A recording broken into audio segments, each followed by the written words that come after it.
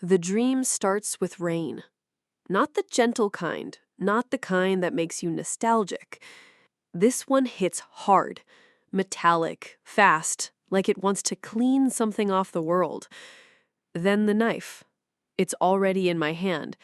Silver, thin, heavy in a way that doesn't make sense for a dream. And she's there, standing a few feet away, red hair soaked, sticking to her cheeks, eyes locked on mine like she knows what I'm about to do, like it's already happened. "Please," she says. Her voice is soft, but it cuts right through the storm. "Eli." My name. I take a step forward, and when I wake up, I'm gasping. The sheets are damp. My heart feels like it's been running laps without me. There's a storm outside. This is my first night in Fairmark. The house I'm renting is old, salt-worn and drafty, perched just far enough from the ocean to hear it at night, like something breathing in the dark. I moved here to get away from the noise, to write, to forget. I don't know what I was expecting. Solitude, maybe. Silence. But not her, not the dream, and definitely not the feeling that I didn't just imagine it, that I remembered it. I get out of bed and write it all down. Every detail, every glance. Her voice, my hand, the rain, the color of the sky. I fill 2 pages before I even notice I'm shaking. There's something terrifying about writing a dream down and having it make sense. Because most dreams fall apart in daylight. But this one? It settles into my bones like a memory I forgot I had. Fairmark looks different in daylight. Less like a mystery, more like a postcard someone forgot to send. The streets are narrow and lined with crooked lampposts. There's a bakery on the corner that still smells like cinnamon at noon, and everyone here walks like they have nowhere to be, but everywhere to go. I come to the cafe because it's one of the only places with strong enough coffee and weak enough Wi-Fi to keep me focused. I sit by the window, same as yesterday, notebook open in front of me. Not the one for writing, the other one. The one where I've been documenting the dream. 10 pages now. I don't remember deciding to write more, but the ink doesn't lie. That's when I see her. Across the room, waiting for a drink. Red hair. Pulled back loose, just like in the dream. She's smiling at the barista. Nervous, like she's new here too. I sit up too fast and almost knock over my cup. She turns at the sound. Our eyes meet. And for a second, just a second, I feel like she knows me. Like she recognizes something in my face. But then she smiles politely and looks away. Just a stranger again. I wait until she's outside. I follow. I don't say anything at first, just walk a few paces behind, notebook still in hand, heart pounding like I'm in someone else's body. She stops near the corner bookstore and adjusts her bag. I finally speak. "Hey, sorry, do you live around here?" She turns, smiles. Same dimples, same startled warmth from the dream, like she wants to trust you but has been taught better. "Yeah, just moved back, actually." "Back?" "Lived here as a kid. Thought I'd try it again." She pauses, then adds, "Rhea." Her name. Rhea. The same name I wrote down 4 nights ago. The name I didn't know until now. Eli. I manage. "Nice to meet you." I don't ask anything else. I don't want to scare her.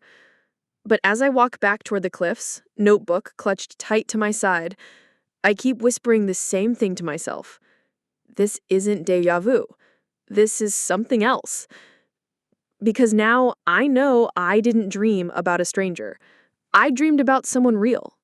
someone I might already be connected to. And if the dream is real, then the knife might be too. I don't sleep that night. Not because I'm afraid of the dream, because I'm afraid it might continue. Like the moment I close my eyes, the scene will pick up right where it left off. Her face, the rain, my hands shaking around that knife.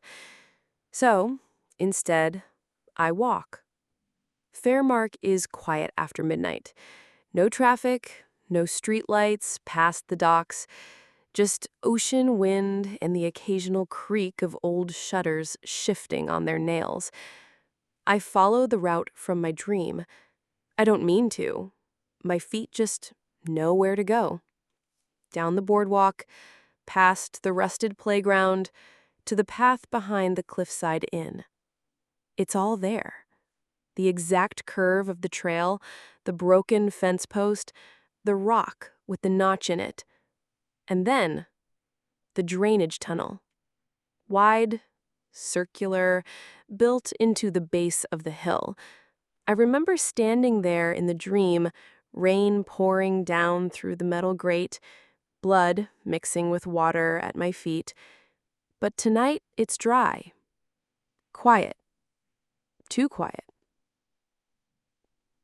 I crouch near the grate and run my fingers along the rusted edge. A name is carved into the concrete. Not mine, not hers, just a word. Recall. It doesn't mean anything, but it feels like something I'm supposed to remember. Back at the house, I listened to last night's voice recording. I've started leaving my phone on every night while I sleep, just in case I talk in my dreams or say something I shouldn't know. I scrub through hours of silence until a faint breath. Then a whisper, low and almost mechanical. She won't remember you this time. I sit up, breath caught in my throat, because the voice isn't mine. Not exactly. It sounds like me, but distant. Like a version of me that's been waiting for this one to wake up. The bookstore is on the corner where Main Street forgets to be busy. It's quiet, warm, all slanted floors and shelves that lean with the weight of stories no one's touched in years. I come here more than I should. Not for the books, for her. Rhea works Thursdays, and today is Thursday. She doesn't see me at first. She's restocking a display table, humming quietly to herself, something without words, something that makes her eyes drift when she thinks no one's looking. But I am. I clear my throat. She glances up, startled, then smiles. "Hey, Eli, right?" I nod, trying not to look like I rehearsed this 100 times. "You've been here long?" I ask, trying to sound casual. "Just a few weeks, still unpacking emotionally." She laughs at herself. It sounds like a bell underwater. "I grew up here, though, left for a while, thought I wouldn't come back." "Why'd you?" She shrugs. "Got tired of pretending to be fine somewhere else." I want to ask what happened, why she left, why she sounds like someone who's already survived the worst part. But I don't. Because if she asks me the same thing, I won't have an answer. We talk. About nothing. About books and coffee and how everyone here acts like they've always known you, even if they've only seen you once. She asks what I'm writing. I lie. Just short stories. Experimental stuff. "Cool. That sounds cool." She pauses. "What's it about?"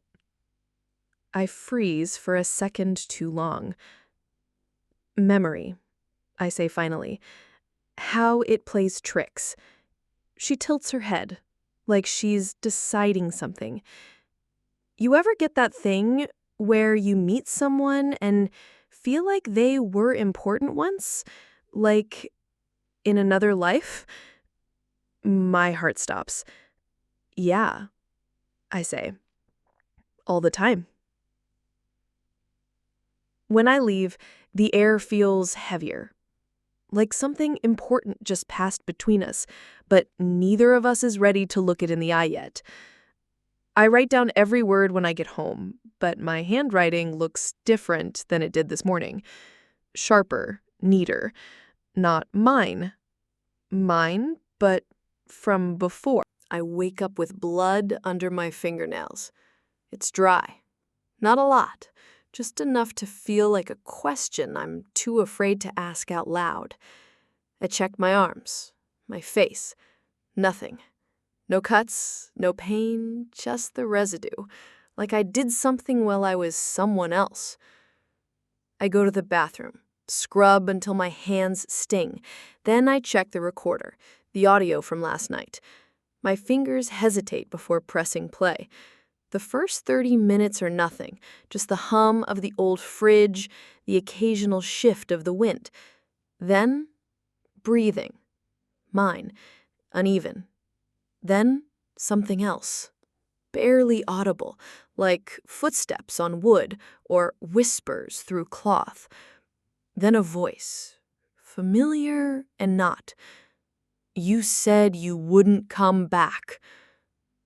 I stopped the recording, because the voice that said it is mine, and it isn't. I go back to the dream journal. I've been numbering them now. Dream number 1, the knife, the storm, Rhea calling my name. Dream number 2, the burial, the forest, mud under my fingernails. Dream number 3, just a sound, Rhea's scream echoing through a tunnel. This morning I started writing dream number 4, but the page was already full when I opened the journal, filled edge to edge with red ink, words scrawled violently. It already happened. You just forgot to watch. I didn't write that. Not in the morning, but maybe I did. Last night. Maybe that's what I am now. A rerun. A man stuck inside a memory that keeps pretending to be a future. I walk to the ocean. It's angry today. Wind whipping across the cliffs like it's trying to tear something loose. I stare at the waves and wonder what would happen if I just let myself fall in. Would it break the loop? Would it set her free? Would it mean I don't have to find out what version of me wakes up next? I go back to the trail behind the cliffside inn. Same as the dream, same as every time. The wind's stronger today. The sky is low and gray, pressing everything down like it wants the town to forget it exists. I brought a shovel this time. And gloves. Because if the dream is real, and if what I buried was real, then I have to know, even if I already do. The ground gives too easily. Beneath the moss and brittle topsoil is softer dirt, recently moved. It takes minutes to clear a small hole. Then I hit something solid. Plastic. A tarp. I freeze. Every sound disappears except for my heartbeat. I pull the tarp closer, but when I peel it open, it's just rocks and old rope. Nothing human. Nothing bloody. Not this time. I drop the shovel and sit back in the dirt, hands trembling. Because this isn't proof that nothing happened. It's proof that something was moved. Like someone else found it first. Or I did. Earlier. Or maybe I never buried anything here. Maybe I just keep thinking I did. The memory shifts under my fingers, like it's not made of fact, just fear. I hear a car pull up behind me. Not on the path, on the road that overlooks it. A police car. They don't say anything, just sit there for a moment before slowly driving away. Like they knew I'd be here. Like they've been watching. Like maybe I've been on this loop before. Back at the house, I wash the dirt off my hands. My nail creases are clean again, but my skin feels thinner, like I've started peeling back something I wasn't supposed to touch. And under it all is a truth I know is waiting, that I'm not looking for proof of a future. I'm trying to clean up the past. Rhea texts me that night. Bookstore's dead today. Bored. Want to meet for tea? I stare at the screen too long before replying. Yeah, sure. 20 minutes?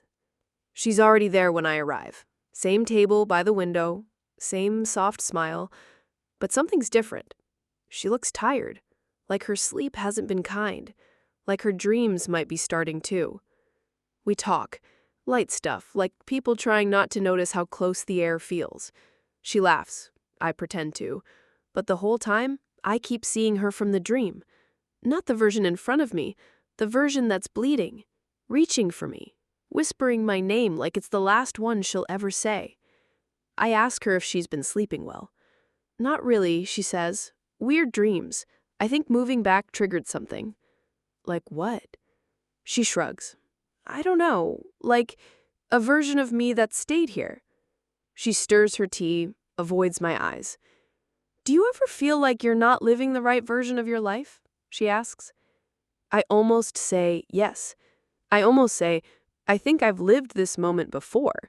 I think I hurt you before. And I think it's about to happen again. But I don't. Because if I say it out loud, she might stop trusting me. And if she stops trusting me, I don't know who else she'll turn to. We walk together after tea. Down the boardwalk, past the fence with the broken post, the same path from the dream. I watch her feet, her hands, the way she flinches when wind brushes past her hair. And I realize something awful. She doesn't know she's in danger. Not because of some stranger lurking in the dark, because of me. Or the part of me I don't control anymore. That night, I write her name over and over in the notebook, not out of obsession, out of desperation, as if writing it down might anchor it in the present, as if I can keep her here, alive, real, safe, by refusing to let the dream have her again.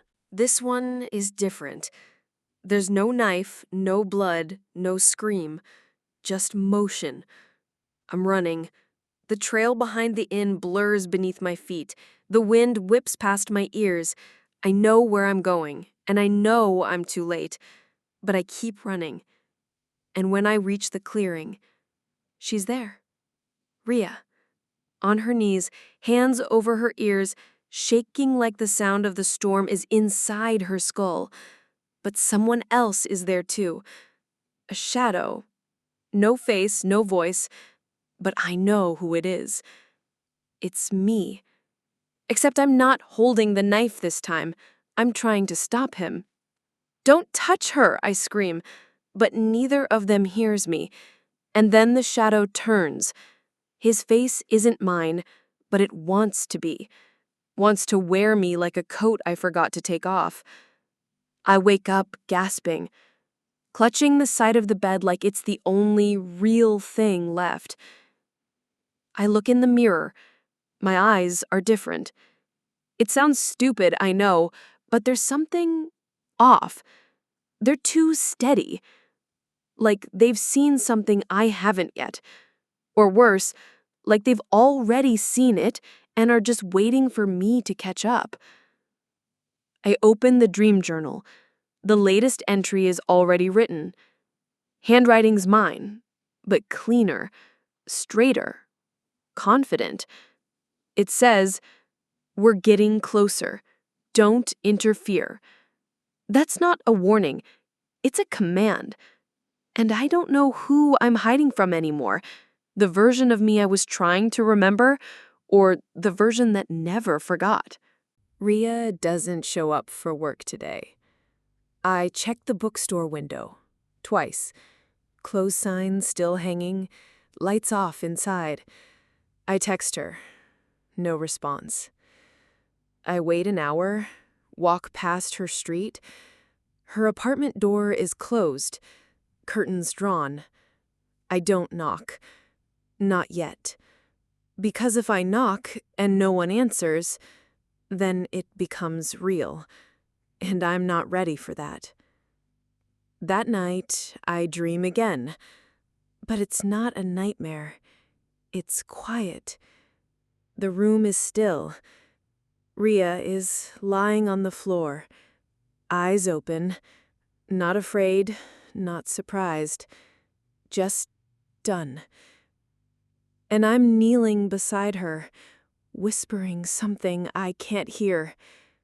I wake with the words still on my tongue, but they're gone before I can say them out loud. I go to her apartment, door unlocked, no sign of struggle, no blood. Her phone is on the counter, still charging, mug in the sink, jacket on the hook. It looks like she just stepped out for a second, but something in the air feels wrong. Like the house knows she isn't coming back. Like the room is waiting for me to panic. I report her missing.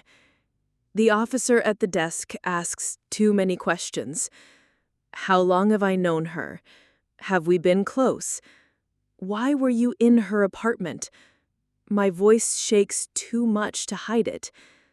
They take my name, my statement, and tell me to wait and see.